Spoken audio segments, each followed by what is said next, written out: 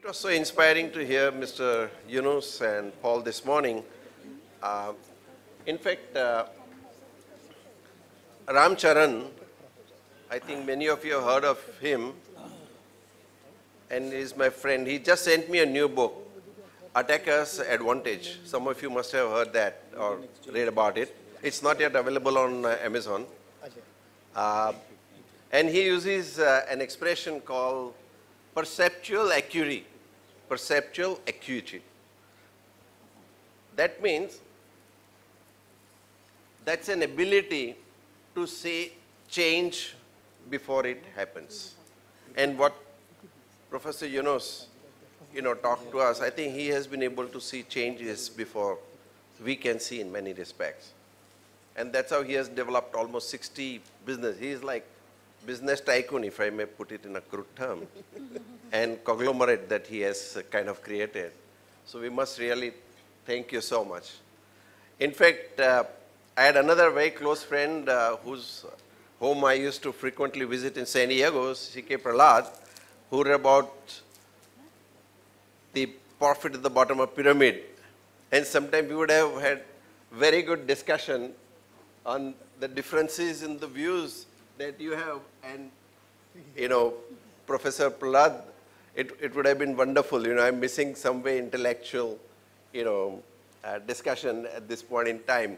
But I thought I'll just tell you about it. So I'm glad you're all back here. And one small housekeeping announcement, if you want to put it that way, our house, not Taj Mahal house.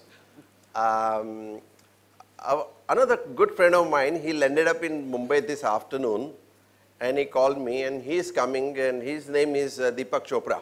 Some of you have heard of them? Yes, Have you heard of him? So he's going to come, and he will say a few words. So we are starting with economic spirituality. We started off with that. Hopefully, we'll end with some other spirituality, medical spirituality or otherwise. He's doing some interesting stuff as well. Unfortunately, he just landed this afternoon, so he's straight away driving, and he's coming and he's going to join us. So please stay on. It's going to be pretty exciting as well. In the interest of time, there are three things. One, we have a 3 minutes presentation from our friend from BCG, who have closely worked with Grameen. It's 3 minutes, right? Exactly. Okay. So I don't have to tell BCG about it. Otherwise, I'll go to dogs. And maybe then Mr. Adi Godrej and my friend Ronnie Screwwala has to leave after some time, some other engagement. So he will be talking. But then we'll continue our discussion. I think the whole idea is to get some kind of action plan or something that we can come up at the end of the day, then we can take forward whatever we learned today, in the course of our discussion. So, may I request you to introduce yourself and and talk about, or you want to come here? Come. You have to run. Otherwise you won't be young. Thank you. Please. Thank you, Nishith, for giving me this opportunity to talk. I have a quick video to share.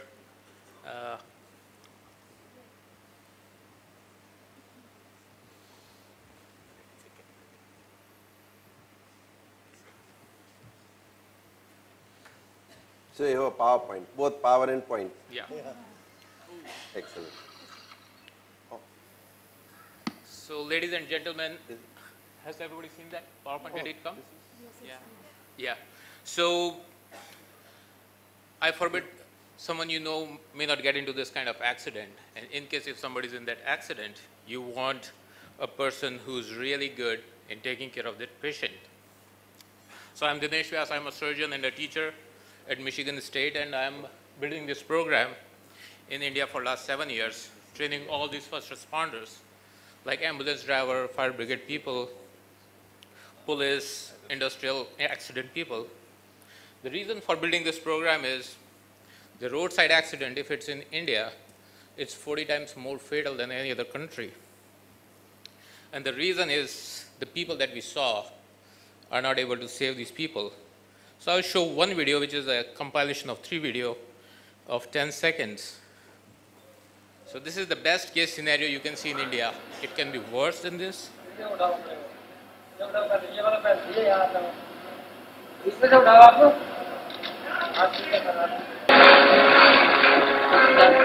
Vitals right now, we got a pulse rate of 154, static at 93%, pressure is 73 over 41 still. Now, with the capabilities of the watch to do the same things on them as we can do on patients. And your cardiac temperature, let's do current for the OR, still not stable enough, no pulse?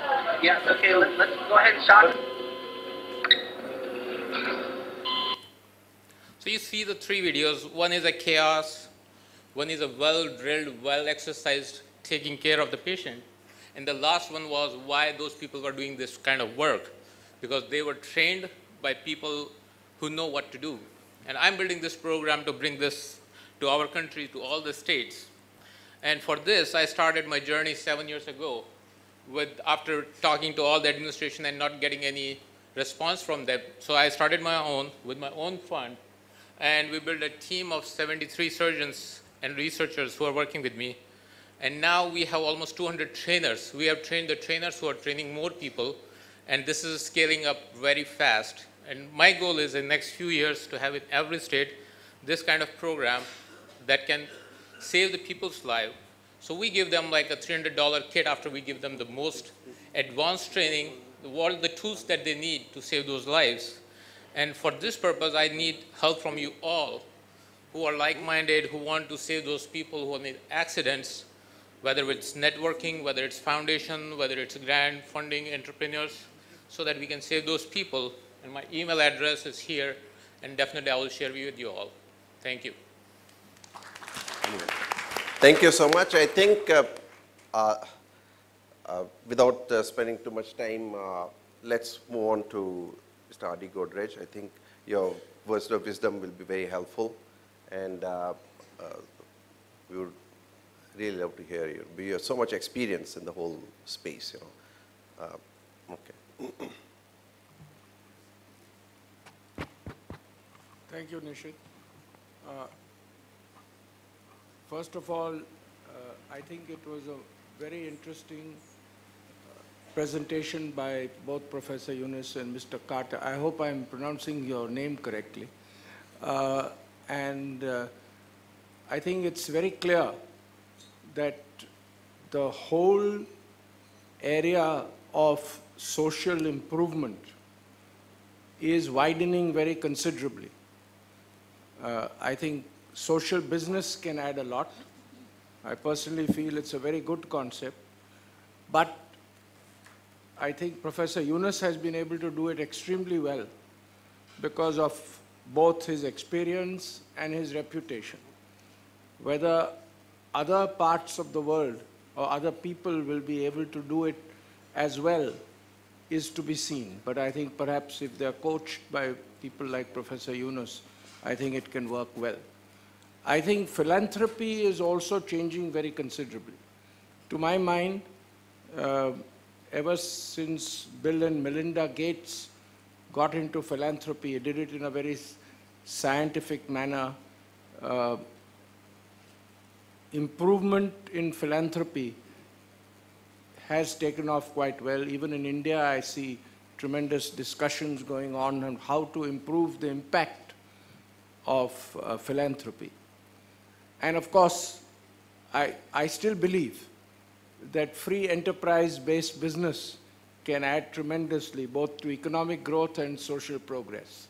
And we've got to see how that can also be further improved. I'd just like to make a point. There is already a fair amount of social business embedded in normal free enterprise-based, especially consumer businesses. Because if you look at consumer businesses, you're spending some time losing money on new ideas, spending money on innovation, spending money on R&D, until it starts making a profit. And then you invest that again in new innovations, new products. And that leads to a lot of progress, a lot of benefit. You mentioned about Professor Prahlad at the bottom of the pyramid. This whole idea of products at the bottom of the pyramid has taken hold very well. And the only reason consumption doesn't pick up is ability to buy because of lack of income. So if you can provide products at a much lower value but fulfill the same purposes, consumption can increase and living standards could improve a lot. So I think a combination of all of this is the way to go forward. And perhaps some forum, maybe in the World Economic Forum or some other places, where a collaboration of philanthropy, social business, and the right kind of free enterprise-led progress, I think, to my mind, could be useful. So thank you very much. It was very interesting being here. Okay. So thank you so much. As you rightly said, I think the social business can add a lot of value and it can even create a lot of value. Sometimes in the creation of value proposition, we also become greedy, okay? And therefore we have seen some situations, microfinance, that the greed also gets in somewhere along the line. We need to be a little careful about it. But I think society is such that it will take care of itself. We have to trust society even more. But there is so much opportunity for innovation, creativity in this space. And as I mentioned in my letter when I invited you all, that I have operated a lot in Palo Alto and Silicon Valley area.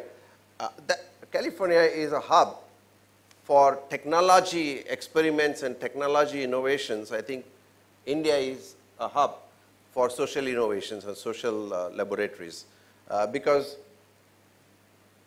of the fact that the scalability is high, cost of failure is low compared to.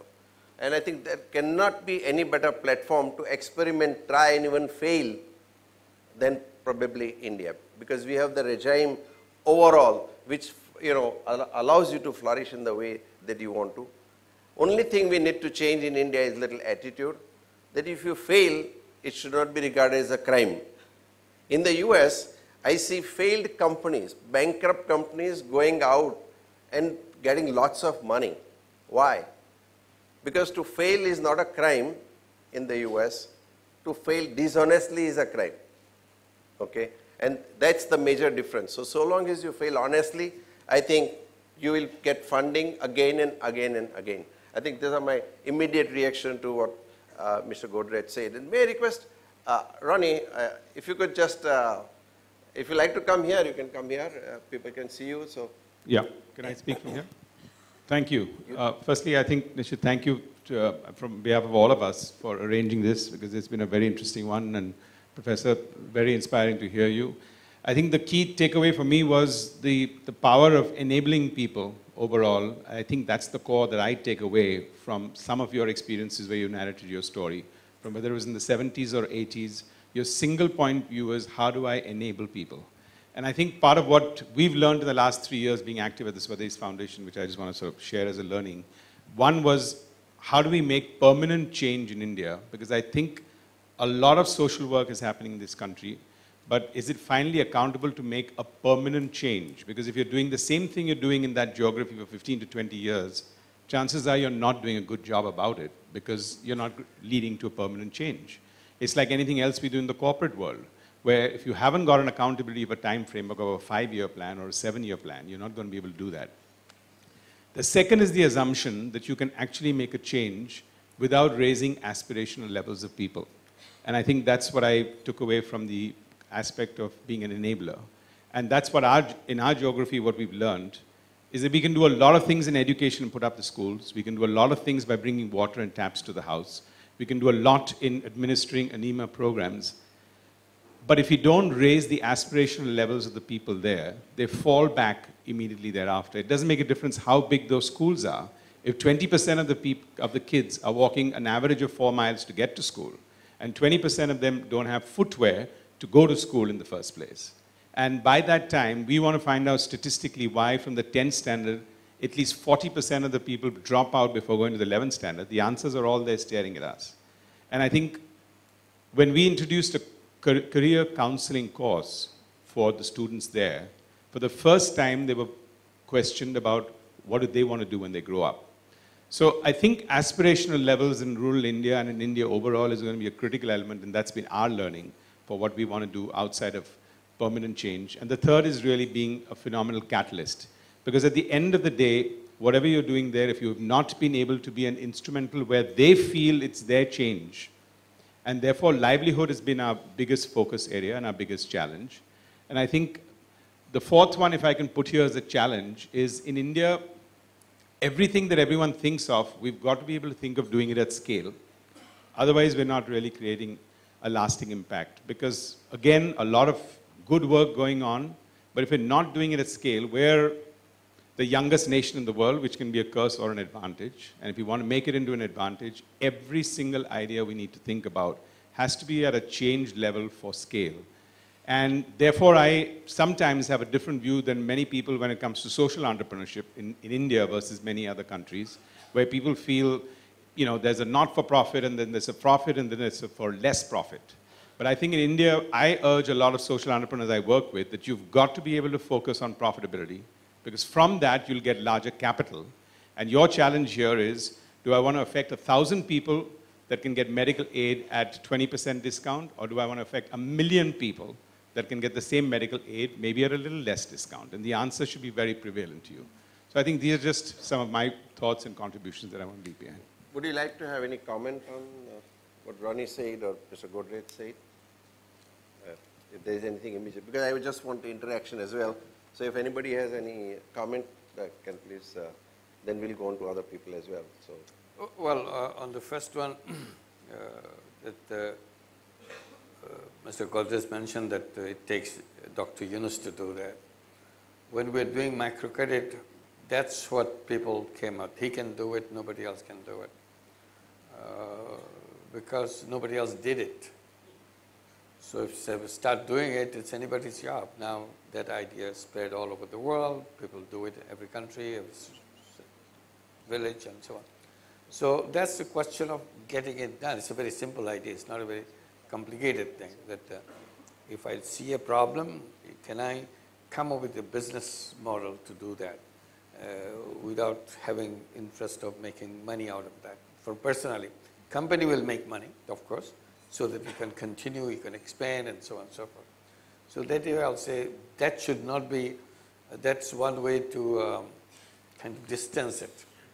That if you can, the question will be, if you can do it, I can do it too. What's the miracle about it? So it's such a simple thing that there are so many varieties. And social business doesn't have to be a mega company to begin with. Just start very small. If it works, all you do is repeat that. And the problem becomes smaller and smaller and smaller because you are taking care of those problems and so on. Like I mentioned, the problem of unemployment, for example. If you are really trying to make the unemployed people into entrepreneurs, if out of the millions and millions, if I have taken 100 out of it, so people may say, oh, so what, you took 100 out of it. I have shown the way, how to take it, get it done in a sustainable way. So I'm not waiting for charity money to create businesses for them. I'm using business money so that it can continue and continue. And at the end, there's nobody else to claim themselves to be unemployed. So that's the whole thing. It can start very small. We take the largest problem in the world, but that largest problem can be converted or can be addressed by taking a small piece of that problem. Once we take a small piece, it becomes so easy to solve. But if you know, when we know how to solve the problem of that small piece, then we have learned how to do that. The rest is a question of repetition and expansion and so on. So that's, I think, is the most important thing to do. Paul, do you have any comment on what probably government of India can learn? They have great idea about CSR. It's just about how. What is right, that can be fixed. You already mentioned that CSR with 2%, right. If that can be somehow connected with social business, then CSR could be philanthropy and social business. I'm not saying philanthropy has to stop. People will have a choice. Sure. And companies themselves can use this CSR money. See, now today it's assumed that companies should not use that CSR money, should give it to somebody else. And that's the spirit of the law. I said, why can't the company use the CSR money? to create social business where you will not take any profit out of it, but it will bring all its creativity. Each company has a tremendous amount of creative power. Each company has a lot of business experience. Why can't they use that business power, that creativity, by creating social business and move on? Because now, once they learn how to do that, probably they will not wait for CSR anymore. They will start using their own money. That is so exciting thing that I'm doing something. And I gave the examples of Danone and Veolia. They didn't go for CSR money. They just used their own money. And actually, Danone had a problem using their own money because lawyers again created the problem. See, you come back in my story. I know. They were ready to invest in Danone in Bangladesh. Everything is done, all sorted out. Company is registered. We put up our money. They couldn't put up their money. Only there's a company worth $1 million. They couldn't provide that $500,000 that they have to put. We put our $500,000 into the company. And we are waiting and we're waiting. The money doesn't come. So we called them up. What happened? Have you changed your mind? They said, no, we have not changed our mind. We are proceeding, but we have a little delay. Why? Because our lawyers are raising very basic question. Shareholders gave you the money to make more money. You have no right to your shareholders' money to invest in a company which upfront tells you it will not give you any dividend. So there will be violation of the mandate the shareholders gave you. So we are stuck. We cannot take company money out of it. So I said, what? Then we stopped? Said, no, we are thinking of other alternative. They came up with alternative. And 3 months later, they had the annual general meeting of the shareholders. There are more than 300,000 shareholders. Before the meeting, they sent out a letter to all the shareholders, how good the company is doing, how the dividend is coming this year. And at the end of all long description of their success, they put a paragraph saying that we want to start a company in Bangladesh to address the problem of malnutrition in the children of Bangladesh. And it's a €1 million. We give €500,000 into it. And this is how we'll do it. If you want to use part of your dividend that you're receiving this year into this business, please, here is a box, put a tick and say what percentage of your dividend you want to put in this company. 98% of the shareholders signed up. And the total money it brought up, €35 million. They needed only $500,000. So that is the spirit. Nobody going there to preach them. Just one letter from the company chairman. This is what it is. And it created a problem again. Their employees started protesting. Do you think we are second-class citizen in this company? You asked the shareholders to participate in this business in Bangladesh. You didn't ask us. What, we are not able to participate in that? So the company sent another letter to all the employees all around the world. It brought €30 million. So in total, they got €65 million. So this is how it works. It doesn't have to be something that you use your management, your company money or your CSR money. It's a question of go back to people, ask them what they want. Why are you judging everything for yourself? Let them decide what they want. If they want, this is it's a project, you laid it down, this is the project, would you like to invest? So that's what I tell all the investment funds, all the hedge funds, everybody, all the pension funds. I said, have you ever asked your investor, would they use their 5% of their investment money into social business? They said, no, nobody will do that. I said, that's what you think. You never know what they will do. You make a concrete case out of it. What you do, you are not forcing anybody, just giving them an option. If out of your hundreds or thousands or hundreds of thousands of your investors, if 1% or a fraction of this say, yes, we'll put 5%, I'll put 10% of my money into this, here it is, the beginning.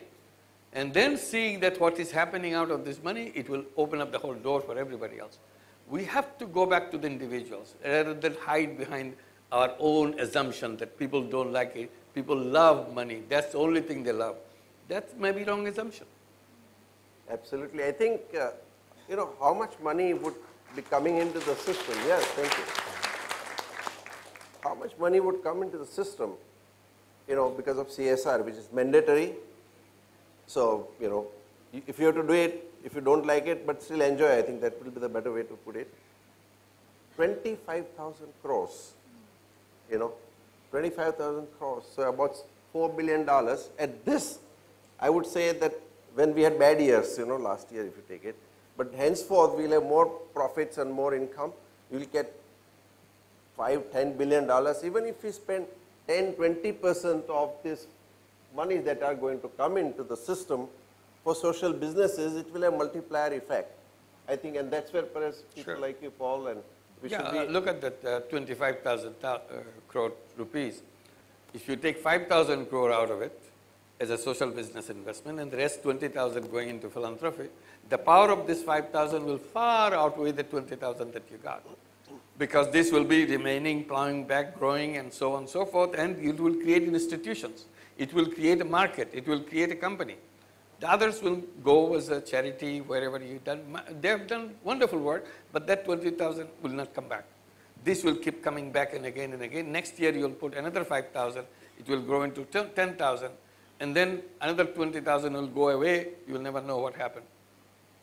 Yeah. You want to make a comment? Quick comment? One thing I would just reinforce is that I think the nomenclature can be very, very complicated here. And one of the kind of an interesting question is, what is the difference between a good social investment or a good social business and a good business that has positive social benefits? I mean, the world is full of businesses that do great social good that never set out primarily to solve a social problem out of social consciousness. They set out to make money. But in order to make money, they had to find a legitimate need that was addressable on a sustainable basis with a certain model that generated predictably, greater revenue than cost. And so there's, I think the focus on social business, and especially in this below market arena, is just incredibly positive and revolutionary.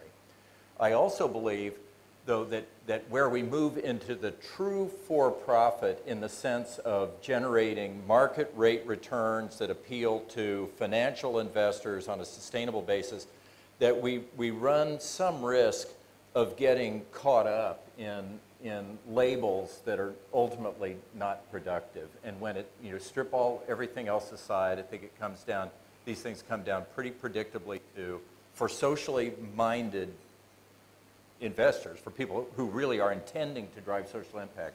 First of all, what is the impact that this endeavor creates? Second, what are the underlying economics of the model that is required to address that problem, especially with respect to the relationship between trade revenues generated and underlying costs. And if the trade revenues generated are really significant relative to cost, then you have a model that potentially can be packageable to financial investors, and a lot of really good things can happen that have nothing to do with trying to sell a social value proposition. If the underlying trade revenues, the relationship, if they don't fully cover or they don't sufficiently cover costs to generate a return that would be attractive to financial investors, then consistent with what Professor Yunus is saying, don't give up, because there are a lot of people who have money who have different ambitions for what they want their private capital to accomplish. And so you still have a lot of potential for doing real good through these innovative financial models.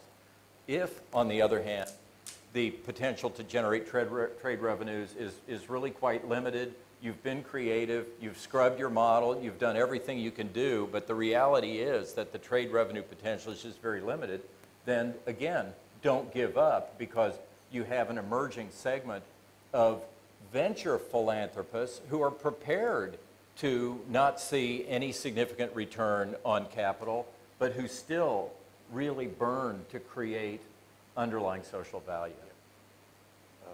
Well, first of all, just to respond to you, I'm not opposing profit making. I'm not opposing any other things. I'm just saying here is a segment which, if you are interested, you can do that. It's nothing that you have to do it. It's not something, if you don't do this, you'll be punished by law or something. This is a space available Whether you like it or not, it's up to you. One way to describe it, you have a toolbox, all kinds of tools how to make things happen in the world. You got everything, including everything you said, is in the toolbox. All I'm suggesting, there's one tool here, I'm adding to it. If you find this use someday, make use of it. That's all. I'm not saying you have to throw out all the other tools. That's not the objective of it.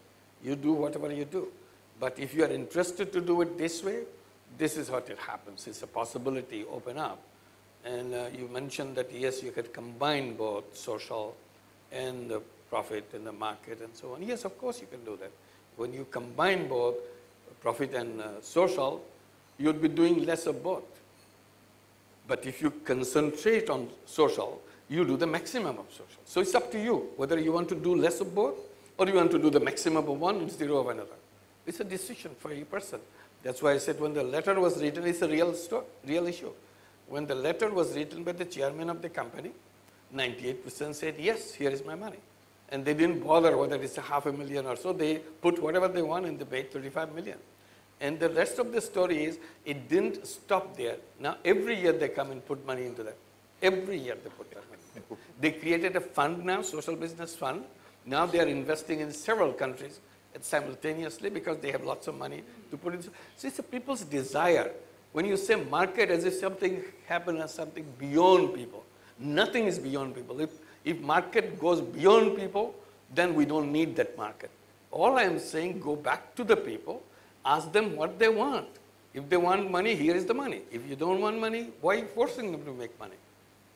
Market has no responsibility to force anybody anything. Capitalism is supposed to be giving people options. So let's give options.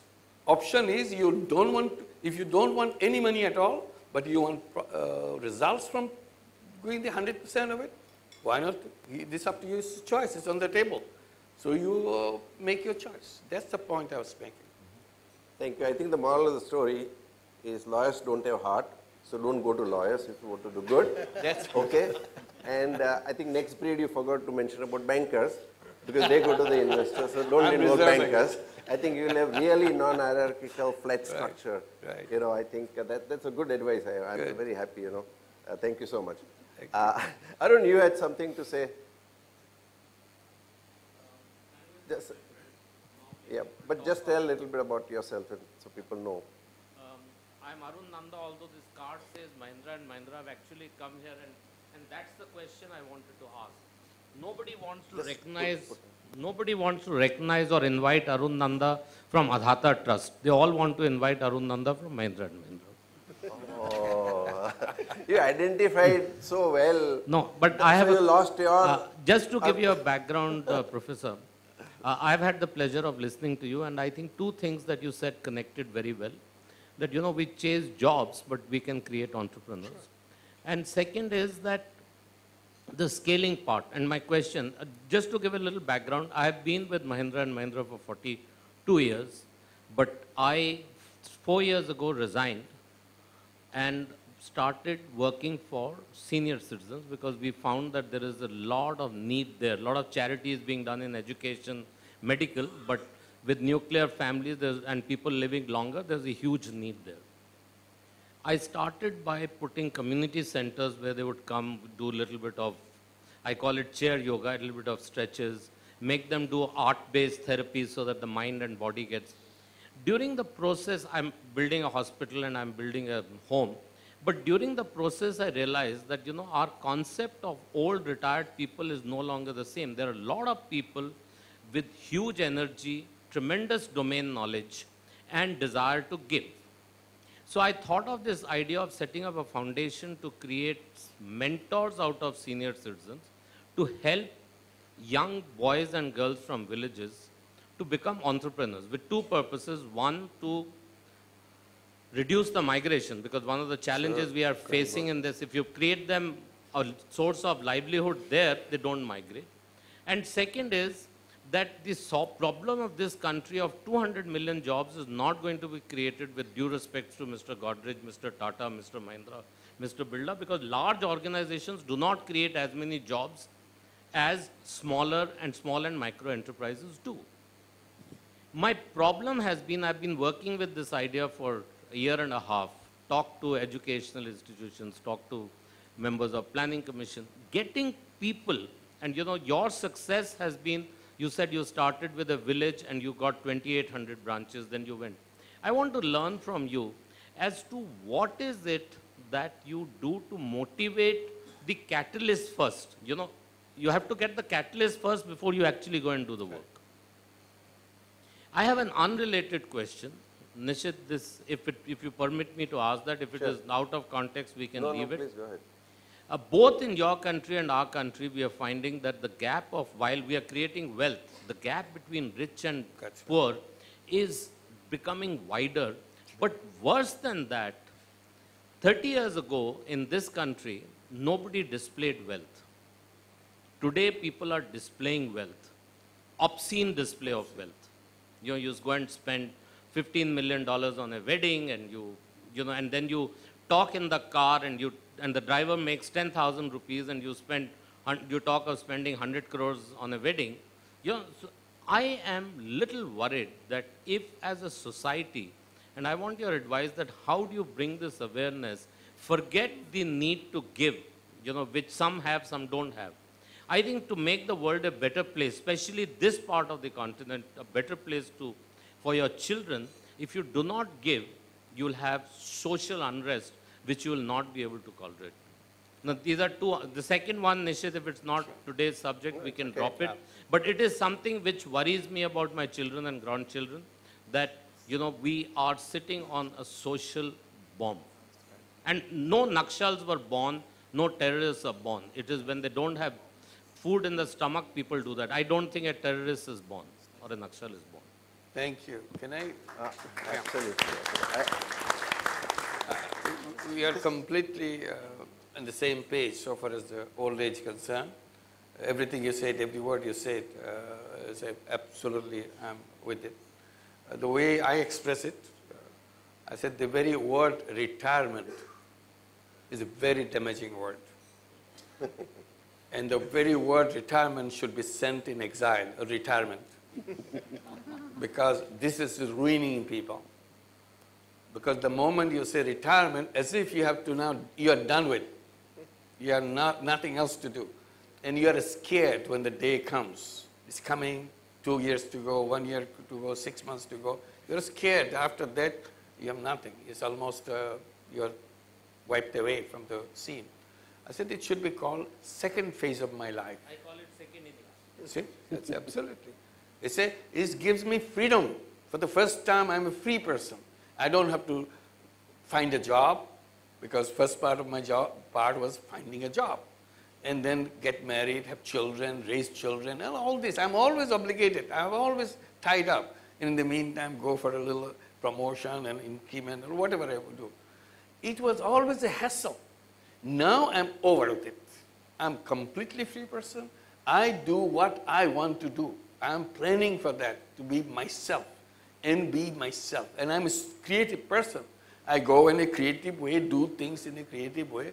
So whatever I want to do, that should be the part of the phase 2 life that we would like to see. Because people live longer now. So you have a lot of period with a mature people, creative people, and they can contribute so much and prepare for it. I was telling a pension fund group of people, I said, you together, globally, you have $30 trillion in your fund, and all called pension fund. You are trying to take care of all those people who already have money and put money here. Can you go back to them? So would you like to put 5% of your pension fund into a social business fund who will take care of all the old age problems, how to enjoy themselves, how to be creative, how to do things, and be active and take care of absolutely those who are unable to do it. They never had pension fund in their life, but this fund will be standing behind every single old person, whatever you all say. As long as they are creative, we'll support them for the creative activity. As long as they are not cannot carry on their daily life, we'll have all the medical facilities, all the enjoyments, all the living facilities, everything. Just 5% of this money can take care of all the old people in the whole world.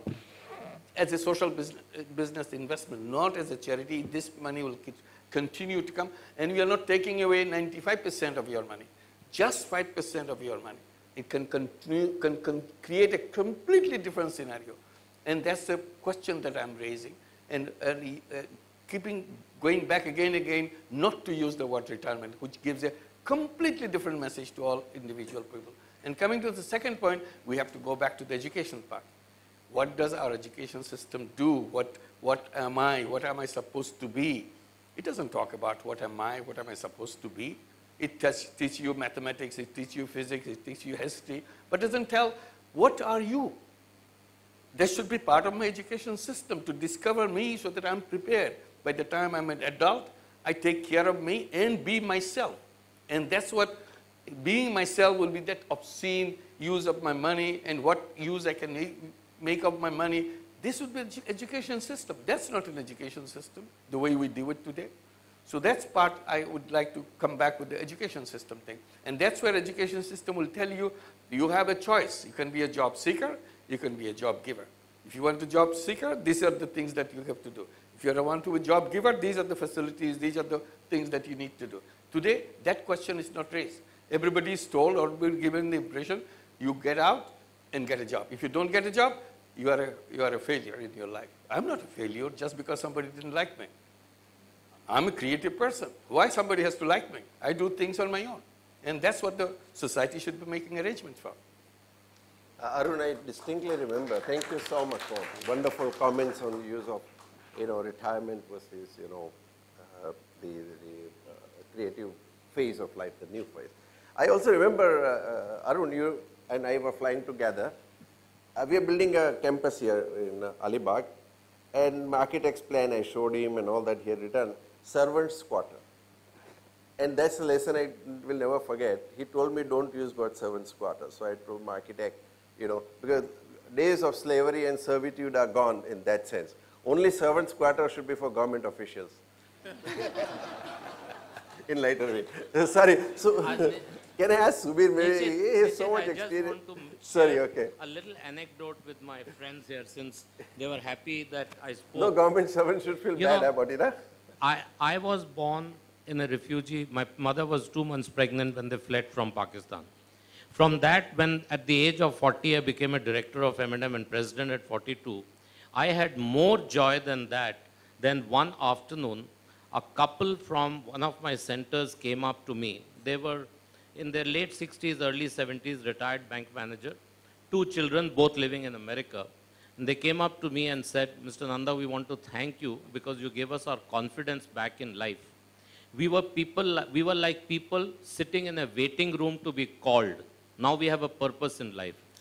That joy was more than being called to join the board of M&M. So please remember, the joy of giving is much more than joy of receiving. And that was my lesson in life, that, this is what, and I go back to what you said, I think the parents today are running around to teach ballet, become a tennis star, now sending them for skiing, coming first in class, but nobody has the time to teach values to the children. At least in the old days, the grandparents used to tell you stories which had morals. Today, we are just making our children into robots who will be successful in everything. And I totally agree with you that value education has to be an integral part of our children's bringing up. Thank you.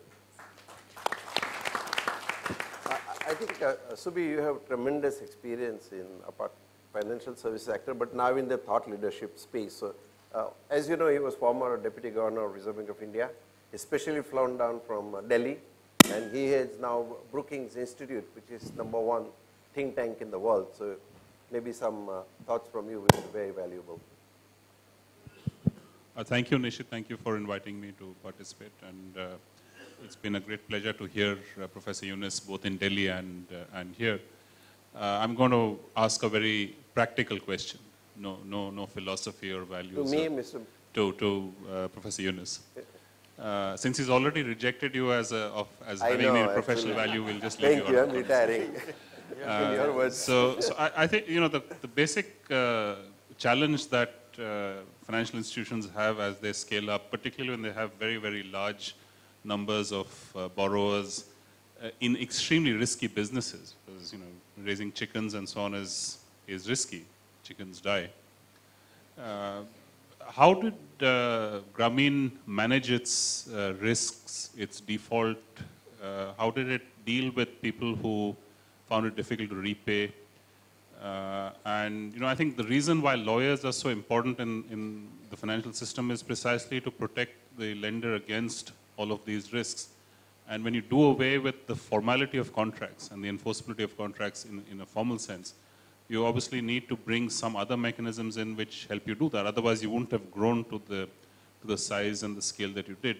So how did you do this? And are there lessons for that which you may or may not want to give us in the way that our own Jan Dhan Yojana is rolling out? Because that in many ways, that is actually going to face exactly the same challenges. If people are borrowing 5,000 rupees as an overdraft, how much of this can the system absorb without becoming vulnerable? Thank you. I think I mentioned that I started, is it working? Okay. I started the bank without knowing anything about banking, and I did it the way I thought is right. I found my own way. And one of the things is we should not make any rule in the bank which will bring penalty to the borrowers. So under no circumstances people should be harassed, people should be penalized for it. These are poor people. Their life should not be more miserable because of Grameen Bank than it was before. So we should be reducing the misery rather than enhancing the misery under any circumstances. That was a basic approach that we made. And even somebody doesn't pay back at all, there is no punishment in Grameen Bank. We are always friendly to the person, always say that it's not your failure, but the circumstances which generated around you caused it this. So can we address that and help you come out of the situation? You mentioned about the business failure, about the chicken and the goats or whatever she is raising, animals, agriculture. We have bigger risk than that. Bangladesh is a disaster-prone country. Floods come very frequently.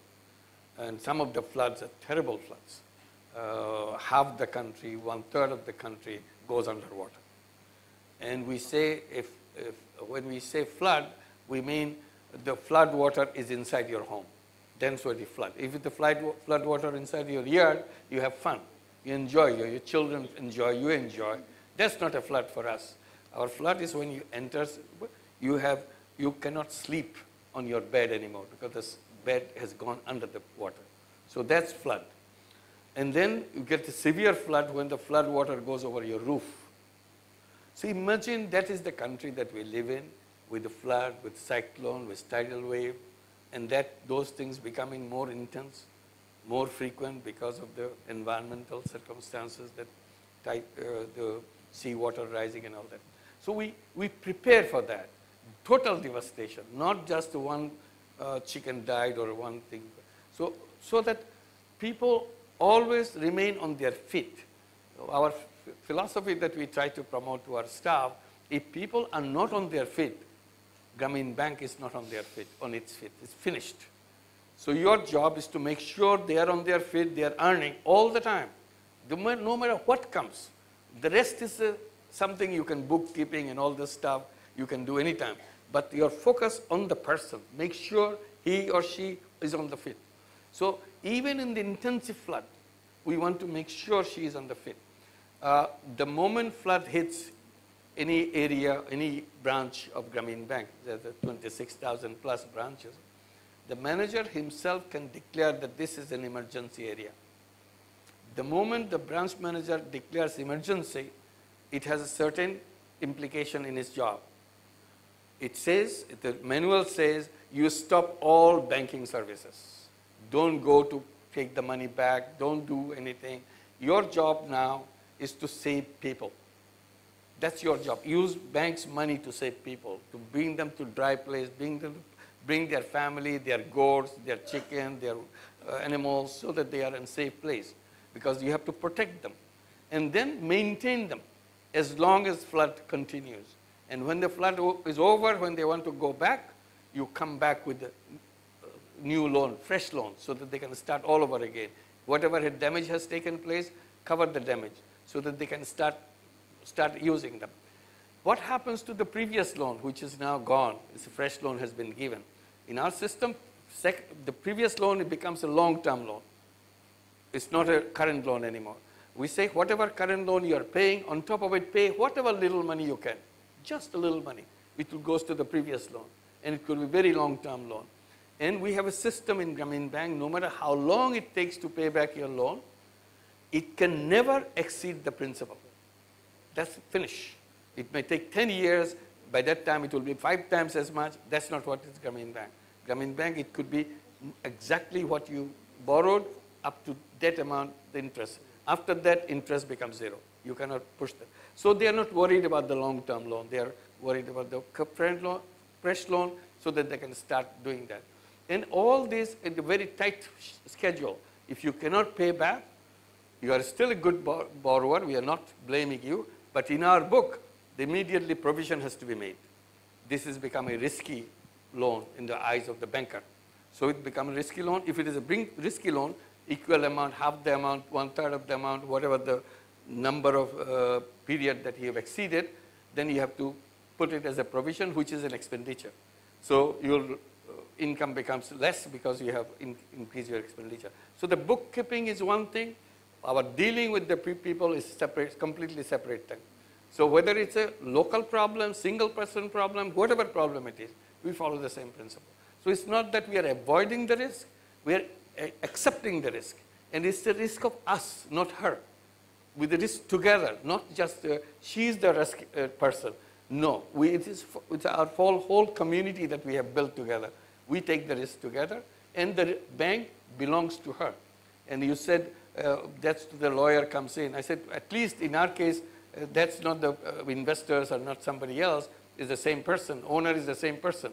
So that way we can make sure that they understand what's going on. And Grameen Bank, in the initial 2 years, only 2-year period, they incurred the loss. Ever since these 2 years, first 2 years, ever since, it's always making profit. And we give 15%, 20%, 25% dividend every year. So that's what the Grameen Bank is all about. I'm very happy to say that Deepak Chopra, another friend of mine, he has just come in, came in the afternoon, so thank you so much. So Deepak, we have been talking about economic spirituality since morning. It's all about social business.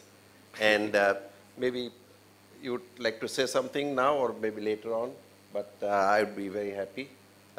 In the meanwhile, this is just interaction, so it's more like, you know, free-willing ideas and stuff like that. So maybe I thought I'll introduce you to now, but you can go through the conversation and maybe build a little bit later on, or how would you like to go?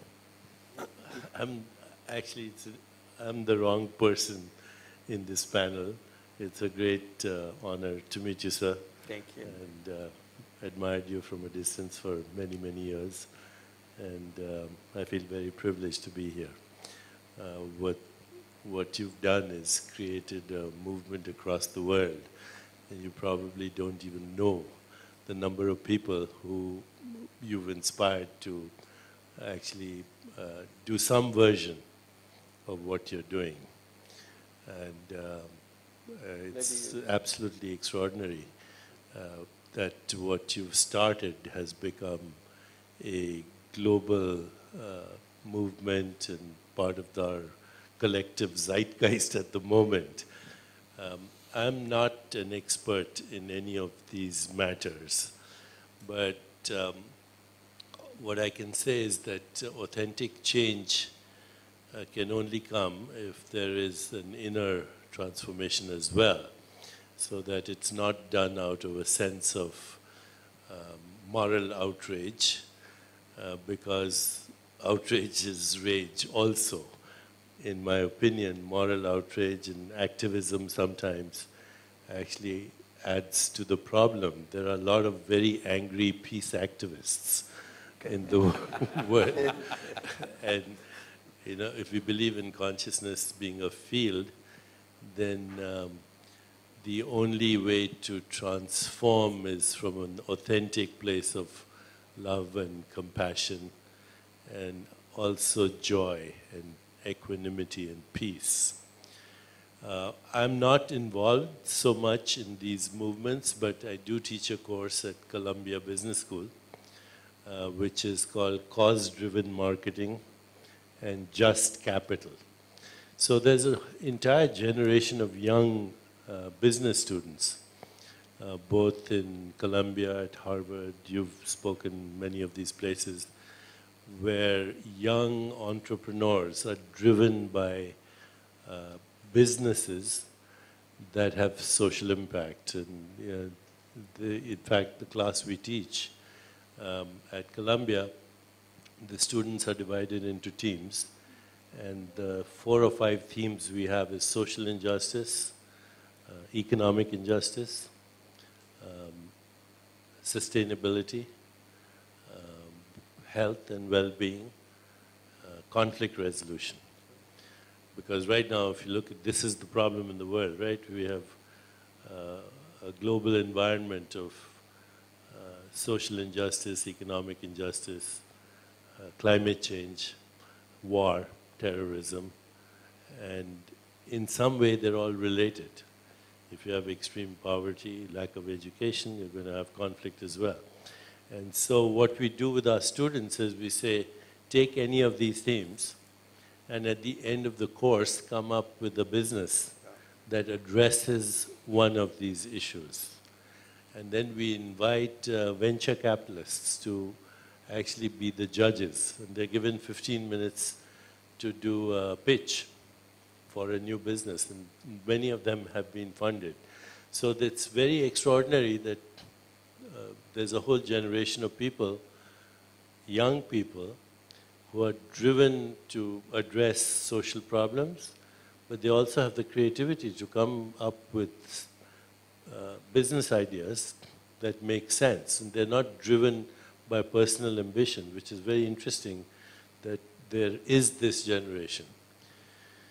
So accidentally I got involved because I was mostly talking about personal transformation, consciousness, intuition, creativity, problem solving. And then I came across, just to give you a couple of examples, there's a young man that I befriended who was 28 in business school in Silicon Valley, someplace, I forget which business school, Stanford or one of the other.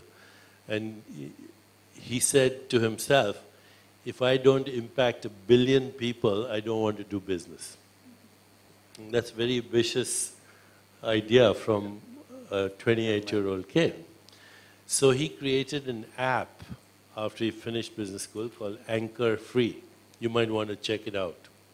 So this app is originally available free of charge anywhere in the world where you can't get on the internet.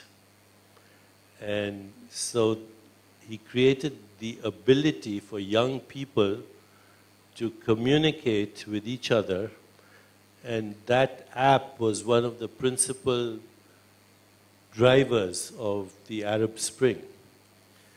And I started helping him, so when I went to Venezuela, for example, there's a lot of social unrest in Venezuela. We had the college students download the app, and that way they could gather together, meet together, etc. That's the kind of creativity. Now his associate has started another business.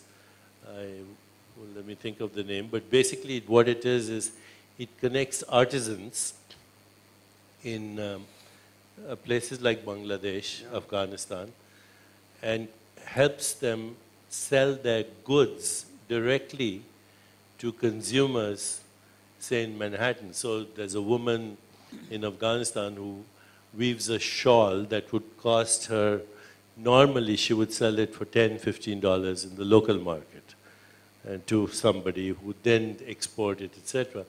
He helps them link directly with the consumers in, say, Manhattan. So that same shawl which she would get for $15, she now gets $500. And of course, he gets a commission, but it becomes a business where he's creating a global marketplace for artisans all over the world.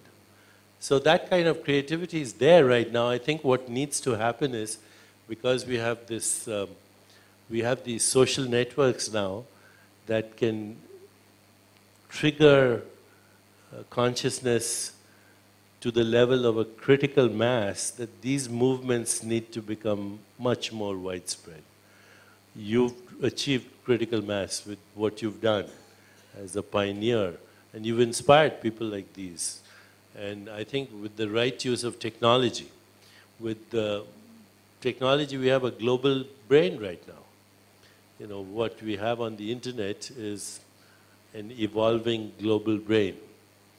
And if we can use that for social change, if we can use that for economic empowerment and social justice, I think that will be the best use we can have for technology.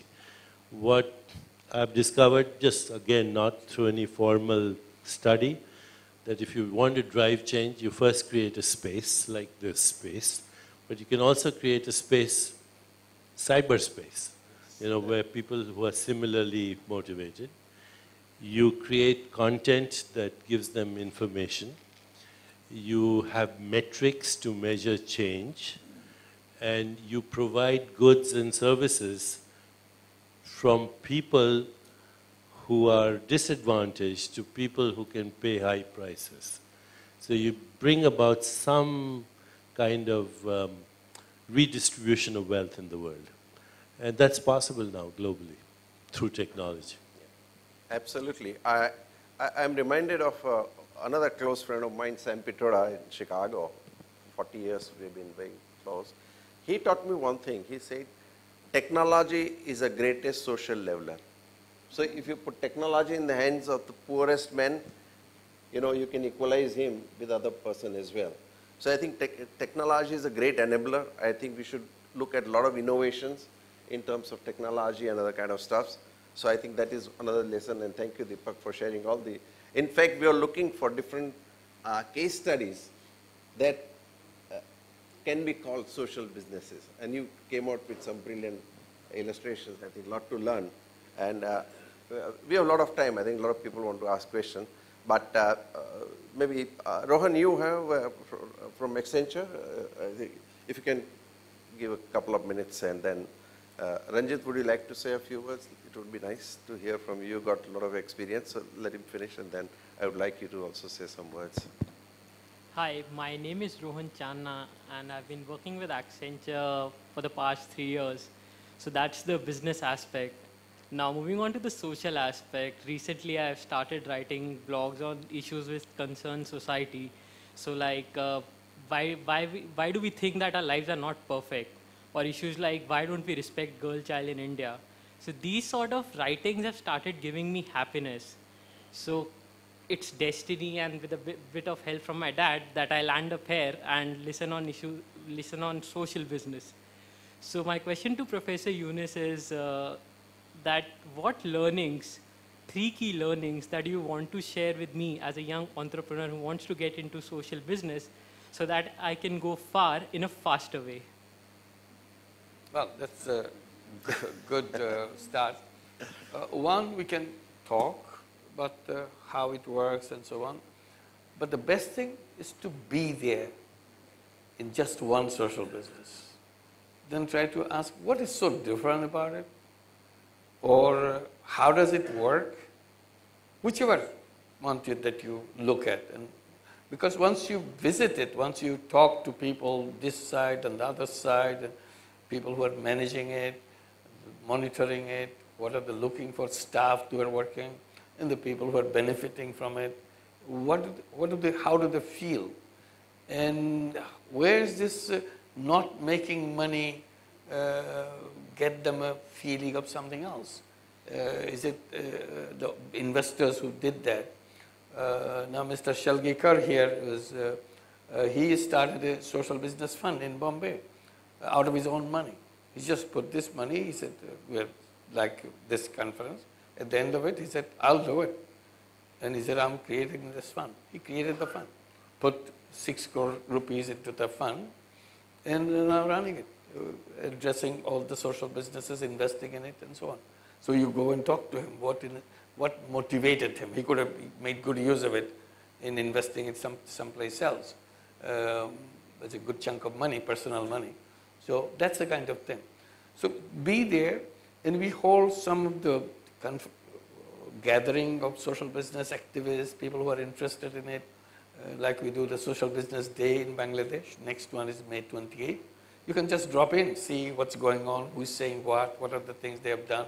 Big business CEOs are there. Why do they look at this, not worry about their main business?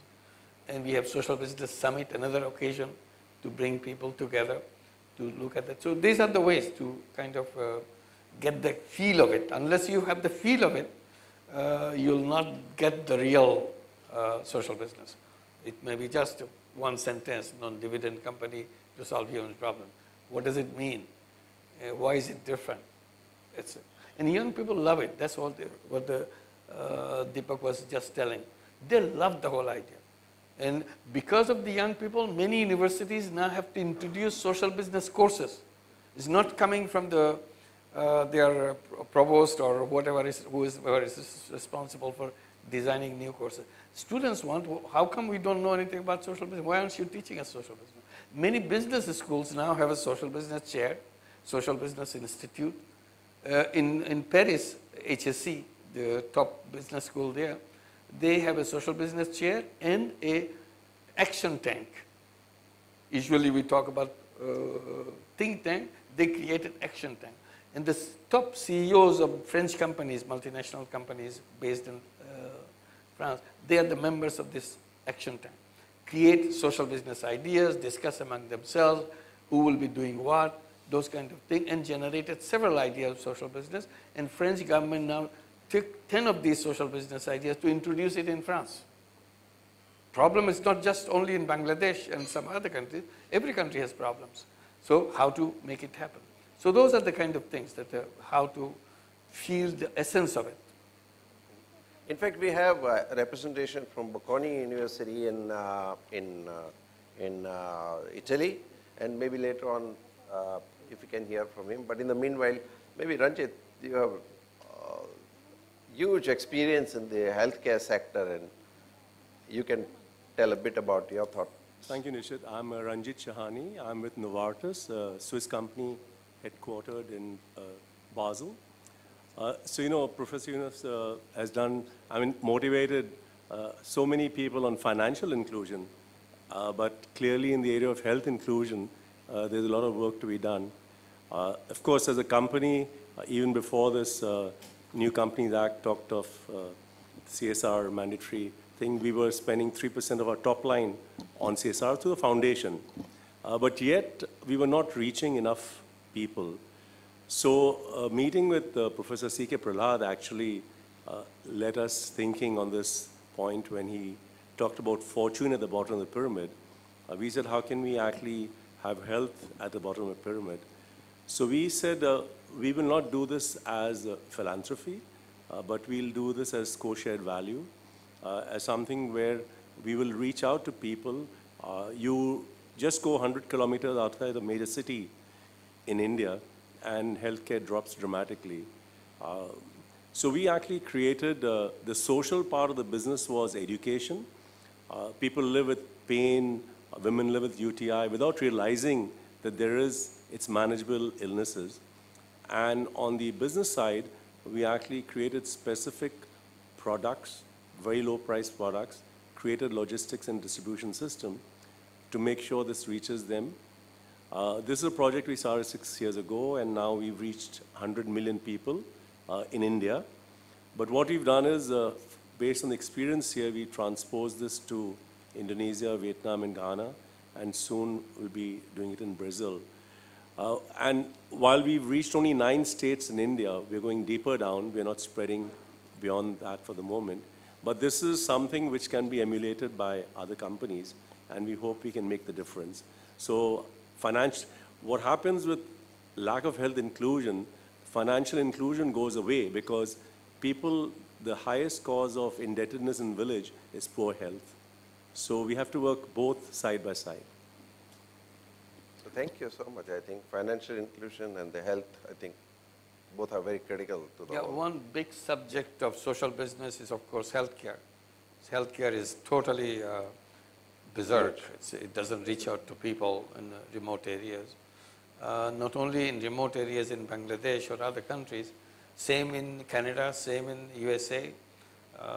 People are without healthcare after Obamacare, from 47 million uninsured people. Now they still have, with Obamacare, 23 million still left out. They don't have Obamacare going to them because they don't qualify to enter into it. They are there. So how to bring healthcare into those people? Mothers die at childbirth. How do you save mothers? One of the things, we have a joint venture with Intel Corporation. And now one of the things they have developed with us, a band, armband. It's very high-tech armband. It monitors the body of the pregnant mother and has 84 voice messages built into it. During her pregnancy period, it will give messages in voice saying that you are on the 14th week of your pregnancy. During this week, you will feel this kind of symptoms in your body. This is quite normal. Don't get worried about it. You take it easy. But if you have this kind of symptoms showing up, press this button, we'll get you in touch with you. So this is something, so healthcare could be provided at the personal level, not at the clinical, not at the hospital level. How to bring healthcare in a mobile phone. Mobile phone could be a good carrier of healthcare system, and it can become preventive rather than wait for the problem to occur, then run the ambulances and everything. We can prevent it way before it becomes an issue of the ambulances. Many of the services now we are trying to encourage the designers, particularly young designers, to bring into the mobile phone so that everybody has a mobile phone. Now they can do the breathing to see whether they have any problem with their lungs. You can do that. They can eye scanning, just look at the screen and it does the scanning of your eyes. And you can hold the mobile phone in your hand and you see the graphs. It is the ECG.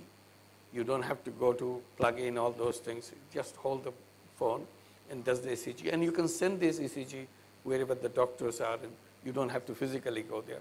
So those are the direction how to make healthcare, particularly diagnostic services, at the person level and make sure it's almost costless. Because when you do this, it's costless. Your mobile phone apps is doing this job. So how to push this technology? As long as technology is profit-driven, there's a less chance these things will happen. But if the moment you delink yourself from the profit direction and move into social business direction, a lot of new things can emerge because you see this as a problem. As a person, you see you have the creative power, you have the talent to address that, and you make it happen and see tremendous amount of pleasure you get out of doing that. So that this is the direction healthcare should, we are trying to encourage the healthcare to move into that direction. So and we have a lot of hope in India because the number of mobiles in India, 950 million, number of guns in America is more than population in America. But I think in India we certainly can do it. In fact, healthcare holds out a huge opportunity for innovation, creativity. I remember about 10 years ago, some of you who follow Harvard Business Review had a dedicated issue on philanthropy. At that time, it said there are $130 billion opportunity, about 10 years ago, I think 2003, if I'm not mistaken.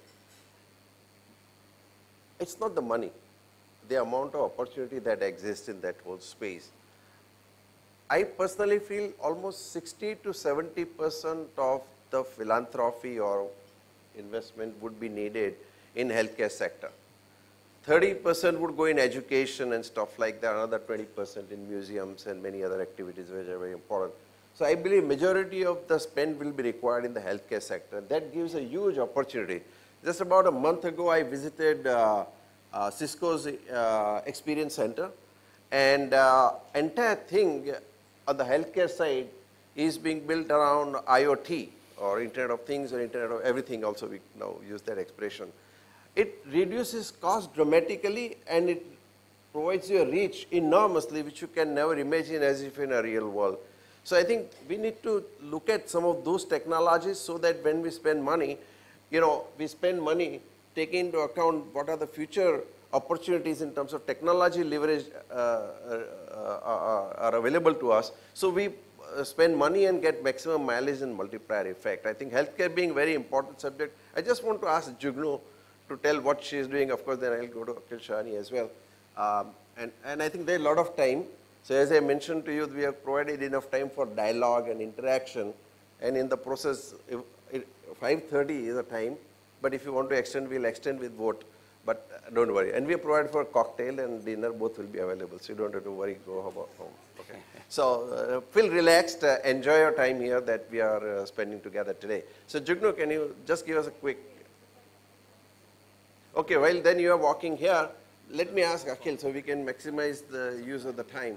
My name is Akhil Shahani. Went to the education space. We run colleges. Since we addressed healthcare, I also want to talk about education. When you talk about, and of course, Professor Yunus, since your background is in education, if you look at traditional Indian education, and maybe Dr. Chopra would agree, is that the traditional Gurukul was focused on building up a person all around in terms of an ethical mindset along with building up their skills. But as we move towards a more industrial mindset in terms of just imparting knowledge, we lost focus on building up the overall personality of the individual student. Now, again, when you have a Gurukul model, you have maybe one guru and maybe 5 or 6 shikshas, so you get that personal one-to-one interaction. But what we are attempting to do in our institutions is try to build up people's attitudes and skills along with their knowledge. However, I'm looking for a model that builds an ethical mindset on a scalable method, because the thing is, if you want to build more socially aware young people or more social enterprises, you need to be able to educate people to start appreciating social enterprises. So maybe any of the gentlemen or Nishith, you have any inputs as to how do you build a scalable education system that builds up ethical values among people, that facilitates more need to build social enterprises or be more socially aware? One way, probably education will change because of the technology, the way we do it today. It will go tremendous change. Maybe there'll be one university in the whole world. There'll not be one Oxford or one Harvard. The whole world will be Harvard or Oxford, whatever. Every child will learn from the same thing, same source. One initial example, probably Khan Academy type of thing that can happen, that you don't need your school or a teacher to teach your math and physics and history, which subjects I would talk about. Then we'll be using these facilities to bring the moral issues, person to person, not the subject, not the math. Math can be taught by that global university. But the things that the interactions among themselves, about the values, about discovering who I am, about the purpose of my life, what kind of world I would like to build, those are the issues. Because young people don't know what kind of world they would like to build. All they're worried about, would I get a job? Would I get an admission? Would I get a scholarship? That's what their worries about. They don't care what the world will be. This is the period they should be dreaming about what kind of world I would like to build, what kind of world I would like to live. And then decide these are the features of that world would be 1, 2, 3, 4. And then hang it up on the wall. I said, if you can hang up on the wall what kind of world you want, that world will happen. If you have nothing in your mind, you will be completely lost. You will be drifting in this world. You don't have a destination. You have to define your destination, what you want. And the imagination is the first driving force. Even if you are not physically doing that, mind's there. That's a kind, then you can compare. This is not what I want. This is what I want. That's what I decided. This is the kind I want. Those are the things our institutions, the buildings and classrooms and things will be used. Not the other things. Other things can be taken care of this global university. Can I just make a point here on education? With respect, I think everybody is wiser in hindsight, right? The biggest mistake possibly we made in our education system is that we forgot about liberal arts, okay? We forgot about subjects of philosophy, psychology, and many other kind of things Of course, we created great technicians and they have been doing well as well. But in the whole process, we forgot about some of this liberal arts and lateral thinking. Now, if you really are a good technician, if you do not have lateral thinking, you won't be innovative, you won't be creative. And you just made a mention about ethical values, and Arun talked about other value system. To me personally, we talk about succession planning and all those kind of things. Only thing that survives you, even in business or otherwise, is a value system, right?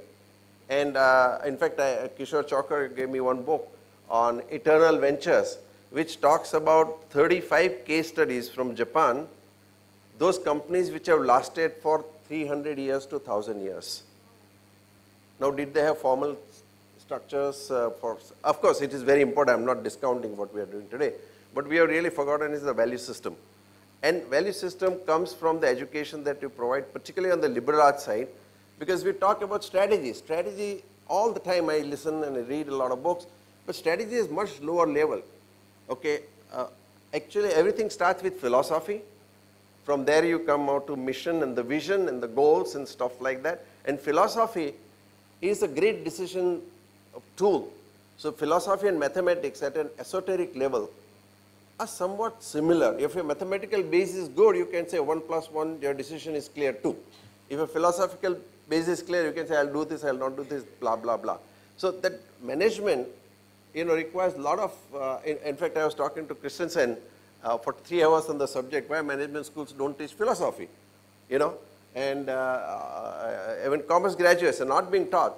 So everything is driven by numbers and not by, so I'm just giving that is one important part of education. We missed out. I think one university has just been coming up in India with a modern outlook, but I won't go into too details. But you have any point? Oh, okay, very good. Please, Paul, and then maybe Deepak, you want to say?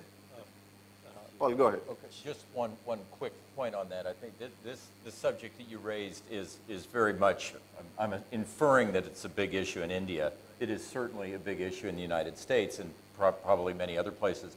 The reason being that one thing that a lot of people can agree on is that there's dissatisfaction with the sense of dissatisfaction with the sense of the values, ethics, etc., that young people are having. Okay?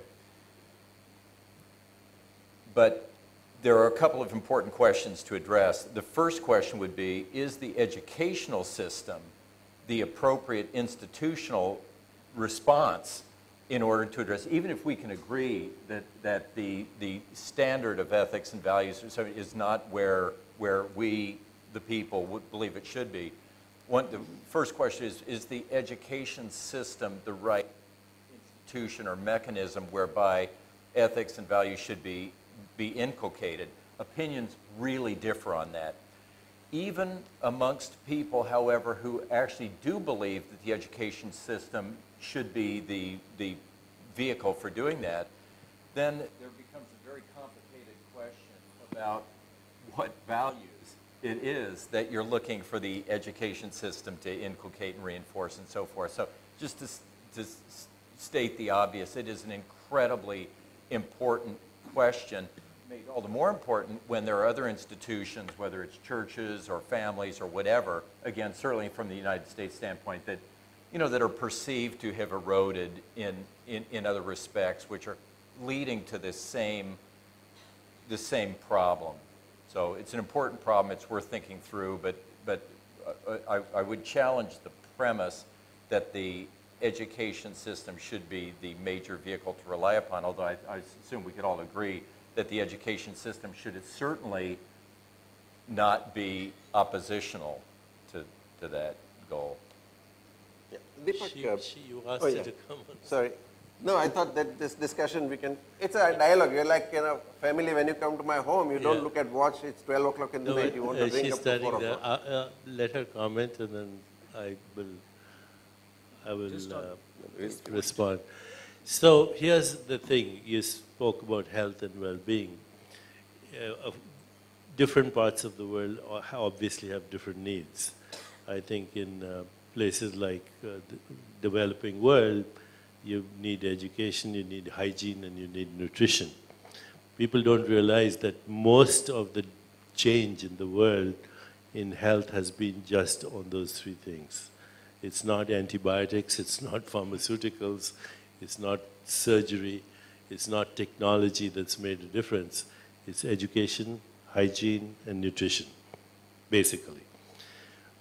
We look at our institution, along with Gallup, at 5 buckets of well-being, of which only physical well-being is only one.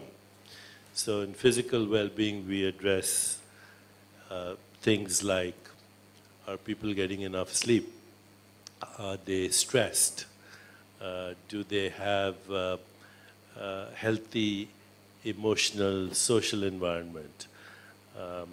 Is their nutrition adequate? Are they getting exercise? In fact, there are only 5 or 6 things if people pay attention to: sleep, stress management, nutrition, healthy emotions, and exercise. You've covered 90% of preventable illness anyway. It's also true now, we know, that only 5% of disease-related gene mutations are fully penetrant. We didn't know that 10 years ago. 5%, which is a very small amount.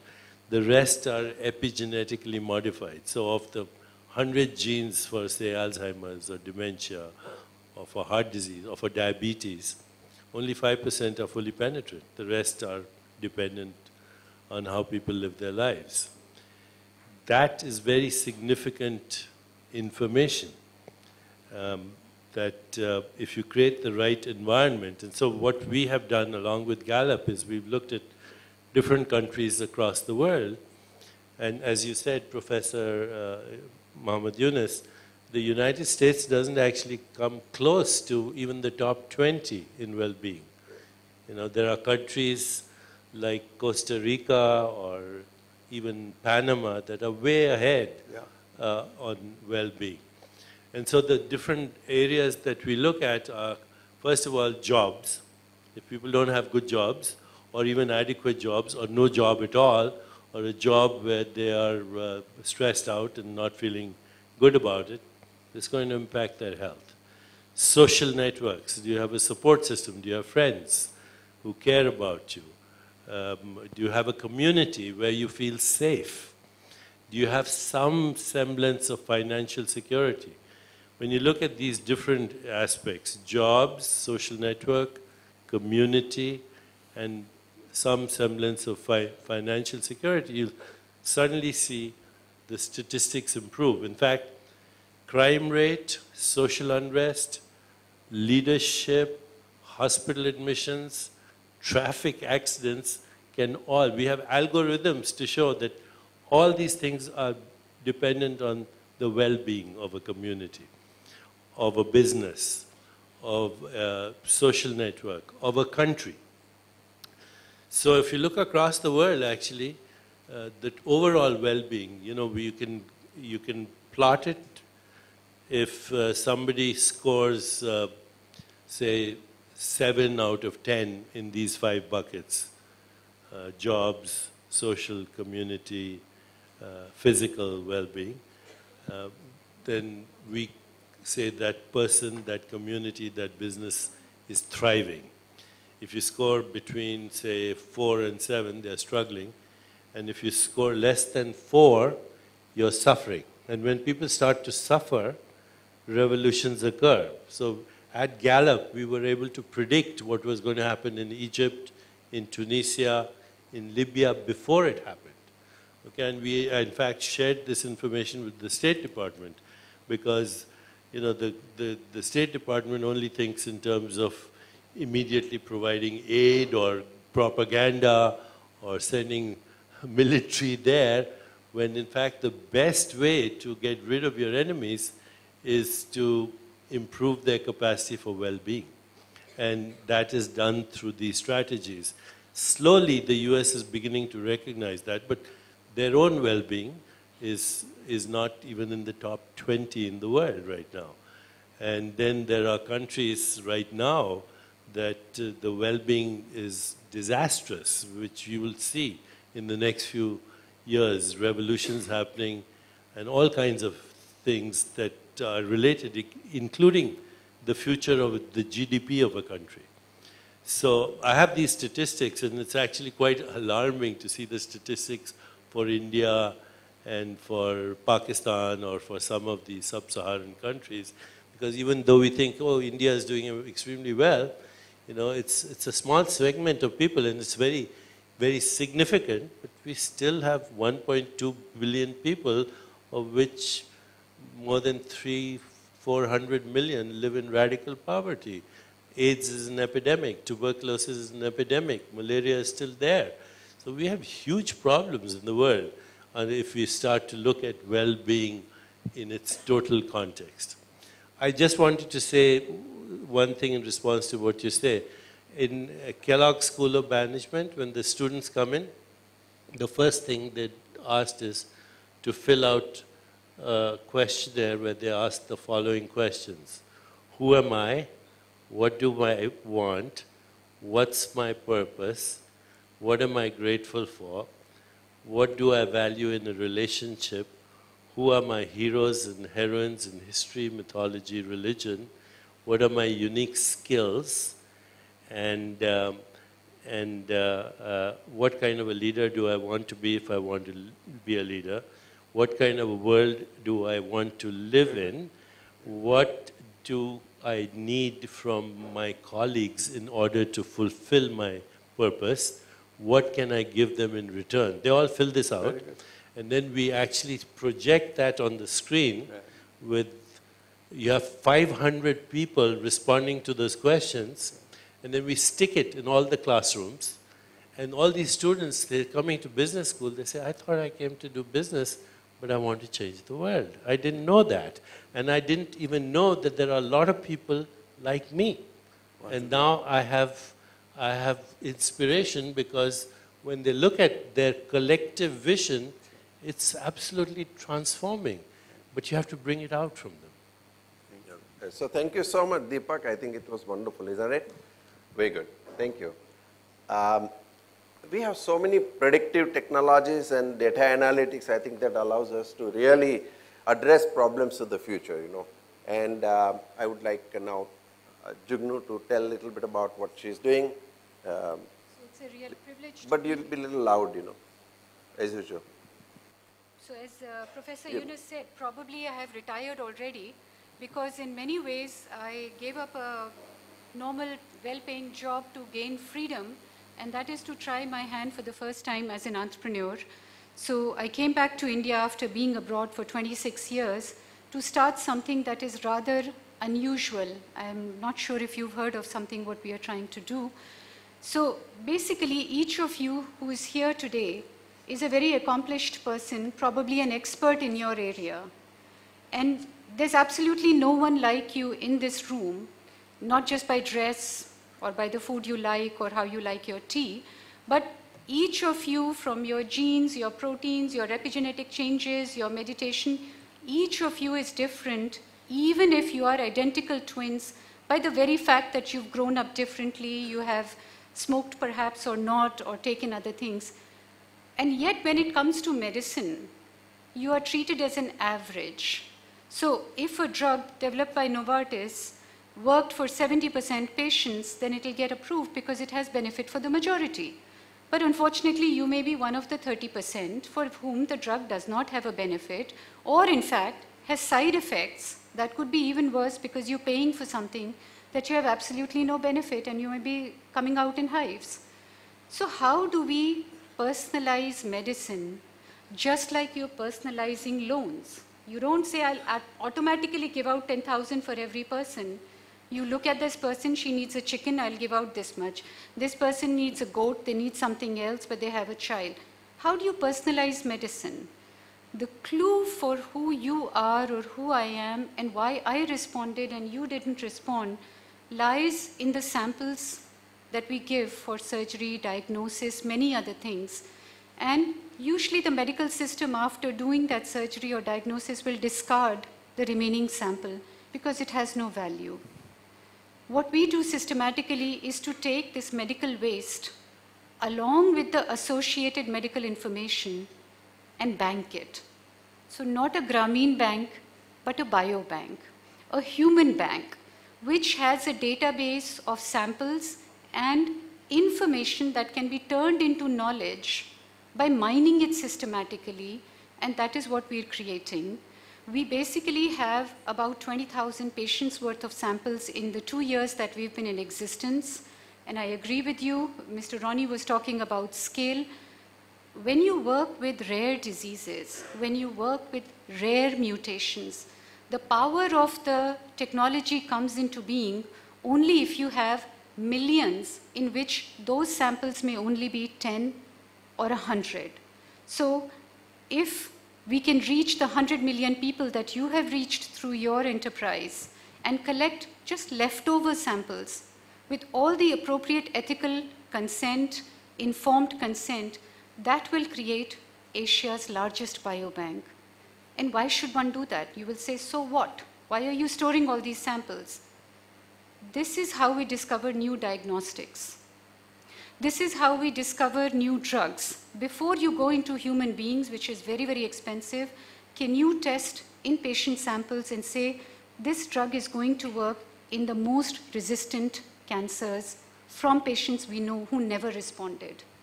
Can we discover new disease markers so you can screen from blood or urine without having to take a biopsy? That is the work we are doing. I love the idea of an action tank. So if I may say, there are a couple of actions I would like you in this group to do. A, can we get your sample? We want your DNA in our bank. Your biological DNA and your experience DNA. You have a lot of experience. We are fresh starters. I came back to India after 26 years. I'm sure I don't know a lot of things I should do right. Can we have your DNA, your family's DNA? You tell us, we can come collect your samples with the basic information. Second is, when you do health checks, I hope you all go for health checks, get your genetic risk also checked. And finally, we're looking for a corpus. If any of you want to do a social business, we're looking for 11 crores. That would be great. Thank you. Wonderful. Thank you, Jugnu, for sharing your, experience on the social business in that sense. Okay. May I ask? I think Deepak, you wanted. I think then Lawrence, Leon. I would like you to speak a little bit. You're there. Maybe you wanted to talk about Bitcoin. You're in the business and how it is socially useful. Maybe afterwards. Okay. But of course, everybody will have a chance so long as you have enough patience. Okay. So I'm not going to stop you, but it will be voluntary rather than mandatory. So if this is looking interesting, those who want to be continue. Can we quickly go to Deepak? I don't know if this is working or not. Yeah, it is working. Okay. But if you can be a little quick, that would Sure, be sure. I'm Deepak Gupta. I'm the chairman for DHR International, which is a recruitment company. And we have a part of our recruitment that we do for the social sector. And I just want to respond to Akhil's question on his education piece. I was with Shiv Khemka of Sun Group just a few days ago, and we're looking to help him with some of his foundation talent needs. And the very interesting thing that he's doing is essentially they've developed a curriculum on ethics and values and integrity and stuff like that, which they are taking across the world, and they are incorporating it for no money. They're not charging anything for it. They're incorporating it into the curriculum of schools all around the world. And in less than 2 years, they've got 10 million kids who are being, who are experiencing this curriculum. So that is something you were asking, so I just wanted to just let you know about that. I can connect you to them or whatever. It should be very interesting, but a very interesting, scalable model that they've come up with, which is incredible. It's making a huge impact all over the world. Yeah. Very good. You talked about scale. Many people confuse between scale and size. So they say we are scaling up means they are increasing the size of the organization. Scaling up is moving up one level up. I think that's what also we need to bear in mind. So people are saying that we are scaling up, but what they are doing is really increasing the size of the organization. That's not. Lawrence, may I request you to say a few words. Thank you. Thank you. Hello. Thank you, Nishith, for inviting me to this seminar and to this dialogue and to speak. This is my first time in Mumbai. I only came last night. Unfortunately, I could fly off tonight again. And it's been an honor for me to meet up with so many of you because I just... By the way, Lawrence is the co-founder of Asia Philanthropy Circle, and he is a CEO as well. Maybe a little bit of a background of myself. I was a government servant for 14 years. At that time, I was roped in to run and oversee my family's foundation called the Lien Foundation. I had so much fun doing that, I decided to make that my full-time vocation. And after I left government, I ran the National Volunteer and Philanthropy Center in Singapore for 6 years. Left that last year and have started on this journey of building an Asian platform for philanthropists, particularly individuals and families, to work together, as it says, change the world for better for together. I just have three very, very quick remarks, if you can indulge me. I agree with a lot of what Professor Yunus and the panel, the speakers have said, that what we have in terms of venture philanthropy, impact investment, and business, social business, is a toolbox. And quite often we make the mistake of starting with the tool and that driving the activity. Rather, the starting point, as we have heard, is really about providing products and services to meet human needs. And that can be done with any tool, and sometimes you need different types of tools. Sometimes it's philanthropy, because you might be early in the game doing R&D, doing the providing a public good, a merit good that people need but are not paying enough for. All that may need some philanthropic model. Sometimes it's a business model, which requires, which is scalable, but hopefully that also would meet a social need. Quite often businesses don't do that, right? I think what is really clear is that increasingly social problems are getting a lot more complex. And that's why we need all the different tools. And that's why we do need businessmen to use their entrepreneurial skills, because even in Singapore, where I come from, we have a very great government. Government is not good at innovation. That is the DNA. It's being a bureaucrat. That is their DNA. It's keeping things moving and keeping order and so on. So I think really business people need to use their entrepreneurial spirit. But this means working together quite often, because if you are solving critical social problems, you can't do it alone. That's why we have a network like AVPN, and we have a network like the Asia Philanthropy Circle that reaches out to philanthropists, a very specific group. So my question also would be, how do you, sometimes it's easy to just go it alone. Create your own social business or own project, because working with people is too hard. Working with government is too hard.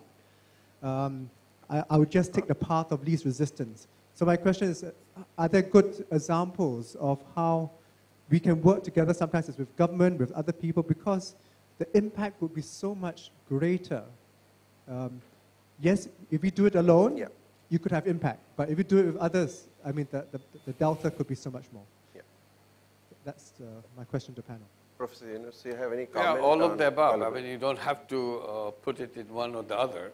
You can do it alone, because sometimes it's good to get it alone, because you don't get into other discussions and waste your time. You just go jump in and do it. That's also good. If you have friends, you do another one. You do one with friends. So it's not exclusive, that either or kind of thing. That either you do alone, everything has to be alone. It's not like that. That in my case, as I was explaining, it started alone. Then I have my students to work with me, so it's expanded. And then we created a bank. It's an institution. Now I'm not a person, it's an institution. So we started as an institution. Then in the social business, many of the things we have done, some are alone, some are joint ventures with big companies, not just tiny companies. So we didn't say that, well, we cannot do that. We did a small little thing, but we have a nationwide company too. social business. So it's all I'm saying is all forms. We, in one case, we did franchising, just franchise. You same thing you do, somebody else does, you let them do that. See, you same thing, you franchise, you control the quality and so on, but it's a franchise on the social business level. That's it. So there's all kinds of possibilities. You use every single thing that's known and discover many more. What is need to be done? Thank you. We are getting closer to the end of our program, but here is something. Oh, you got to say. We'll give an opportunity to everybody, but provided I think people are patient enough. Quickly on bitcoins, just if you can take 2 minutes and because you're in that business, so I thought it would be useful. Thanks, Nishith. Hi, my name is Sunny. Just before I begin, I wanted to say that my 2 favorite books are 7 Laws of Spiritual Success and Banker to the Poor. So thank you both for that. So just by a show of hands, has anybody heard of Bitcoin before? Okay. Just by a show of hands, is anybody confused by Bitcoin? Okay, so just as many people. So just quickly to say, Bill Gates has referred to Bitcoin as a technical tour de force. It's taking the world by storm. And I guess my question mainly is for Professor Yunus, is what are your thoughts about concepts like Bitcoin, which essentially is free banking, it's banking without a bank, and things like M-Pesa, and how you feel that fits into the world of microfinance? Let those who read the book or something, let them answer. To me, just I heard about it. I have not studied it or something. 2 things struck me. Says there's a fixed number, fixed amount. I don't know whether it's right or not. I said if something fixed, it will not work with human beings. Human beings is unlimited. So something you have to, if it is fixed. It's again, I've just heard. It's not something that I read the whole thing or something. Also, it's related to exchange rate and always fluctuates. Something which always fluctuates doesn't do very good. So that's 2 things immediately I thought didn't fit quite with me. Anyway, I think there's a book that is there in your compilation on bitcoins, and whether it is legal or not legal, it's all discussed. According to us, it is not illegal. That's what, even RBI has also said that they do not want to. In fact, I had a small word with Mr. Raghuram Rajan, and he indicated that we are not banned for the specific reason that we should not snub any technology just in the early stages because 1 or 2 bad incidents happen. I think it's a very pragmatic view. I think I've rarely heard a governor telling that, they will not ban something, it's very unusual at times when something looks very crisis. The theory behind this fixed number is that when something is fixed, price discovery is a little better than government printing money more and more and making it even more uncertain. So we won't go into the details of those things, but you will find a comparative study of not only India, but other countries, what regulations are there and stuff like that. Maybe that would be very helpful. Aarti, you had a point.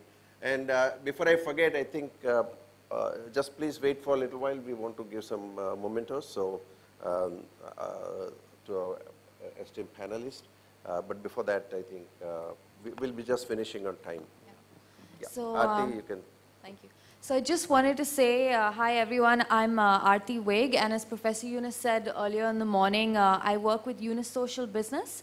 I just had a very small point to make, which is that if you'd like to stay engaged, if you've been inspired by what you've heard today, if you want to know more about what we do, if you want to create a social business, if you want to get involved in any way at all, you can do 2 things. You can come and talk to me right now, or there is a little bowl outside on a table there, and you can drop your card in there. We've also laid out a few sample pamphlets, some of, a report that we co-authored with BCG on some of the corporate social business joint ventures that Professor Yunus talked about. If you'd like PDF copies of that, again, please drop your card into that bowl, and we will make sure that we send it across. Thank you. So I think we'll close at this point in time, 5:15, unless somebody has a very pressing question to ask. Suril, just very quickly.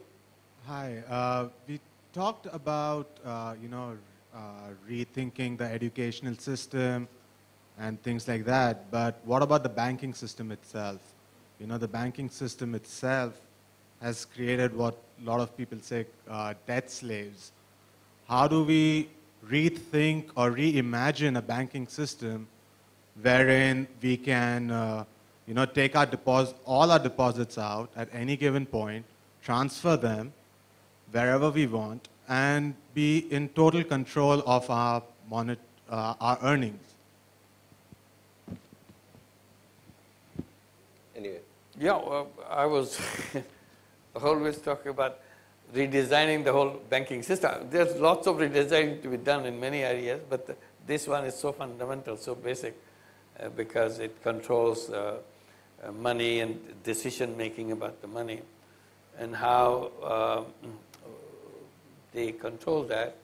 And one thing that I try to bring out, there's a lot of political movement on land reform, because there's land concentrated in a few hands and others are landless people or near landless people. It makes such a big difference in people's life. So all throughout history, there's a land reform things goes on, and to redistribute land so that the power and authority is redistributed. But we don't talk about the credit reform, so that the credit is not concentrated in few hands. But banks are the one who can decide who gets so much credit, and the society doesn't have any view on that. So how to, first of all, create a banking system which is an inclusive system, unlike the present system, which is very exclusive kind of thing. It deals with the people who has lots of money. It doesn't come down below. So how to fill that gap? In the previous year, in the early years, they used to say it cannot be done. Simply, it's not possible. With all the microcredit experience all around the world, now that logic doesn't hold. It works every place. We even run banks and microcredit banks in the United States called Grameen America. We have 8 branches right in New York City and other cities like Los Angeles, San Francisco, Omaha, Nebraska, and many others. In total, there are 19 branches. And repayment rate is near 100%, never fail. No collateral, no lawyers, nothing. It works even in the United States. So what is the argument? Why can't we have a banking system today? Why does Grameen America has to be a kind of a footnote, an NGO activity in the banking system? Why can't it be mainstream banking system? And redesign the whole way so that people have easy access to finances, not just credit, all kinds of finances, insurance, investment funds, all kinds of things, so that they are included into that. So that's an issue that I think needs to be addressed as quickly as we can. Thank you so much. I think at this point in time, we are, I think, going to close. It's been wonderful interaction. Let me do a small formality. May I ask Nanda, my colleague, to just come and do honors to a panelist, maybe Andrew Moorhead first. So he's a small token. Can I ask Naina to come and present some memento to Paul?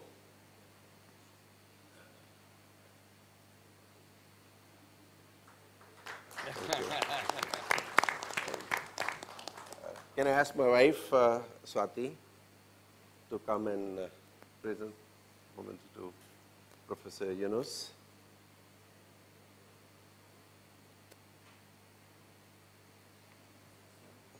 Okay. Yeah, thank you. What a lucky one. Thank you so much. I think, Nupur, come, okay. To Deepak, she's very fond of her books, so I think that's,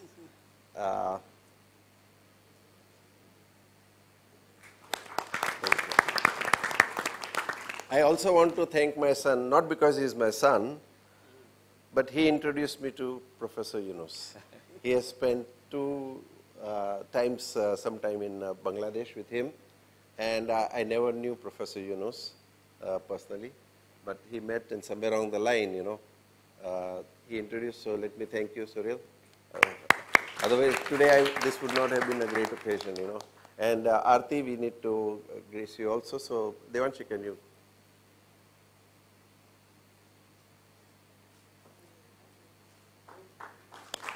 And who's coming for Lamia?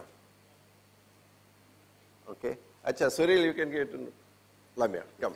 All the way from. At least you deserve something to give, not to take.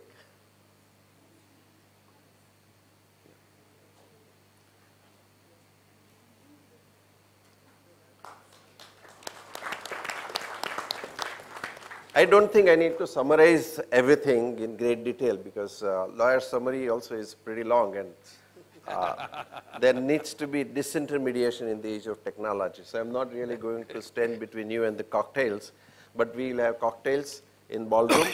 And as I mentioned to you in the morning, you don't need to pick up all the things. If you want to pick up with you, it is fine. But otherwise, same thing will be delivered to you when you have some drinks and then move out, so our teams will be there, but if you want to carry, it's your choice, don't worry about it. I would like you to enjoy your cocktails in ballroom, and I also want to thank everyone from AVPN to from members who have really been working and slogging very hard. Also Taj Mahal Hotel, I think they did a wonderful job, I think. We must really. And when we exceeded the numbers that we anticipated, in 4 days' time, we could transition from one end of the town to the other and still get all of you here.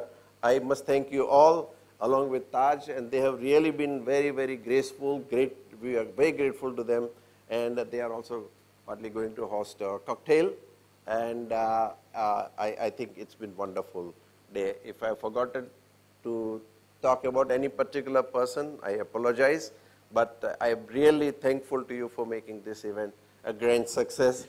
I think we'll have some more interesting things to do, and as Professor Yunus said, we don't have to talk about lawyers, I think, but what we can contribute. And I think with this I will close. Really thank you very much, all of you here. Thank you.